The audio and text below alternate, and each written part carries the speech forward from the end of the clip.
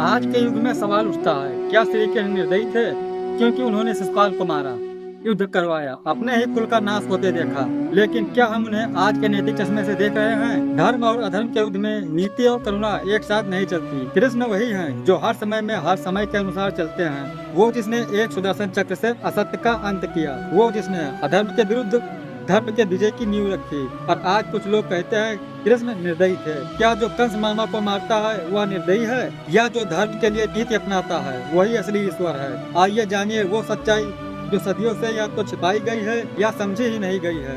श्री कृष्ण का जन्म ही अधर्म के अंत के लिए हुआ था। कंस जिसने अपने ही बहन के बच्चों को मार डाला, वो जब जन्मा तो आकाशवाणी हुई कि 8वां संतान ही तेरा अंत करेगा। क्या उस दैत्य के विरुद्ध खड़ा होना निर्दयता है? उतना जिसने नवजात शिशु को विषपान कराने की कोशिश की, क्या उसका वध करना अन्याय है? या यमुना को विष से बचाना कालिया नाग से, क्या वो कोई निर्दयी क्रूरता है? हर वध, चाहे वो सक्टासुर हो, त्रिरावत हो या अघासुर हो, एक राक्षसी प्रवृत्ति का अंत था। कंस कोई साधारण राक्षस नहीं था, वह एक राक्षसी वृत्ति का प्रतीक था। उसने हजारों निर्दोषों की हत्या की और यहाँ तक कि देवकी के सभी पुत्रों की भी हत्या की। भगवान श्री कृष्ण ने जब उसे मारा तो वो उनसे याचना भी नहीं की, क्योंकि वो जानता था कि उसका यही परिणाम है। यहाँ भगवान श्री कृष्ण की भावनाएं नहीं, यहाँ उनकी मर्यादा चल रही थी। वो बदला नहीं था, न्याय था, और न्याय में भावनाएं नहीं देखी जाती। रुक्मणी विदर्भ की राजकुमारी बलपूर्वक शिशुपाल से विवाह करने को बाध्य की जा रही थी। उसने श्री कृष्ण को पत्र भेजा, हे वासुदेव, यदि आप मुझे अपनी अर्धांगिनी मानते हैं तो मुझे बचा लीजिए। क्या स्त्री की इच्छा का सम्मान करना अन्याय है, या उसे बिना विवाह की इच्छा के किसी और के साथ जबरन बांध देना धर्म है? भगवान श्री कृष्ण ने रथ लिया, रुक्मणी को सम्मान पूर्वक साथ ले गए। न अपहरण न बल, बस नारी की स्वतंत्रता की रक्षा। शिशुपाल ने श्री कृष्ण का नहीं बल्कि संपूर्ण धर्म का अपमान किया, पर कृष्ण चुप रहे 100 बार। जब 101 बार की सीमा पार हुई तब भगवान श्री कृष्ण ने कहा, अब क्षमा पाप बन जाती है। तब उनका सुदर्शन चक्र चला और उसका गला काट दिया। ये मात्र दंड नहीं था, ये समाज को चेतावनी थी। धर्म महान है पर अंधा नहीं।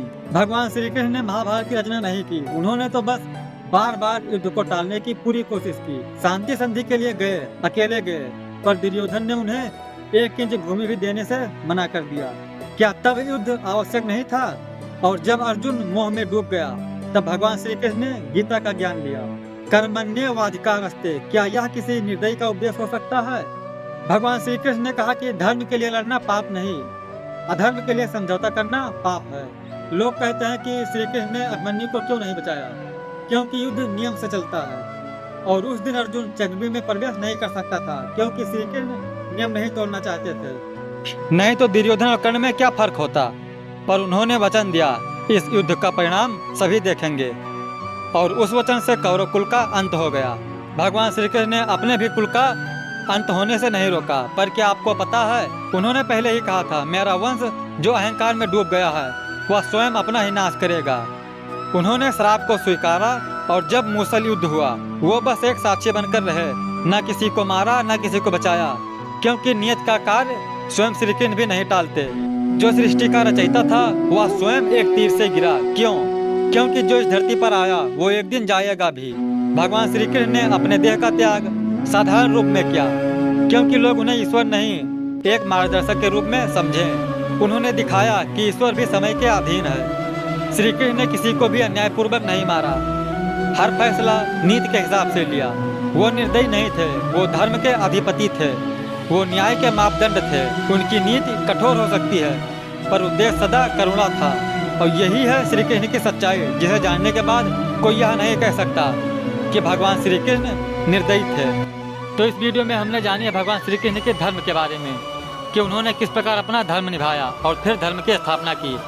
अगर आप लोग भगवान श्री कृष्ण के बारे में क्या सोचते हैं, क्या समझते हैं, तो कमेंट में बताइएगा। अब मुलाकात होगी अगली वीडियो में, तब तक के लिए बहुत बहुत धन्यवाद।